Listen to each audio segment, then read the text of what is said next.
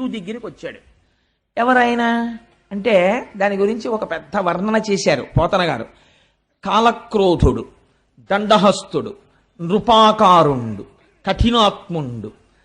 అటువంటి వాడు సామాన్యమైన క్రోధం కాదది, అపారమైనటువంటి కోపం. అందుకని కాలక్రోధుడు, అంతటి కోపంలో ఉన్నవాడు. దండహస్తుడు, పైగా చేతిలో కర్ర పట్టుకున్నాడు. అసలే కోపం, దానికి తోడు చేతిలో కర్ర ఉంది, ఎంత ప్రమాదం చూడండి. దండహస్తుడు, నృపాకారుండు, పైగా ఉన్నది ఎలా ఉన్నాడు? రాజుగారిలా ఉన్నాడు.